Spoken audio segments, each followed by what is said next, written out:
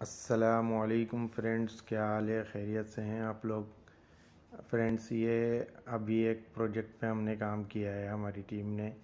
इधर हम लोगों ने ये सी से, समंदर से हमने ये पाइप निकाला है। इसको एक्चुअली ये शिप ने मार दिया था, जिसकी वजह से ये डैमेज हो गया था पाइप। उसके बाद इसको क्रेन के ज़रिए से निकालने के बाद अभी इसको हमारी टीम रिपेयर कर रही है। जिसकी कुछ वीडियो है वो मैंने सोचा आपके साथ शेयर करूं। और अगर आपको अच्छा लगे तो इसको प्लीज़ लाइक कीजिएगा और मेरे चैनल को सब्सक्राइब कीजिएगा। ये पाइप जो है वो आपका ये 40 इंच का पाइप है और ये डैमेज हो गया था डिफरेंट जगहों से। तो इसको जो है इसको दोबारा से रिपेयर किया जा रहा है और रिपेयर करने के बाद इसको दोबारा से फिर इसको समंदर में डाला जाएगा। बट अभी फ़िलहाल वीडियो में ये कि रिपेयरिंग के हवाले से वीडियो है। तो अगर आपको ये वीडियो अच्छा लगे तो प्लीज़ इसको लाइक कीजिएगा। Thank you.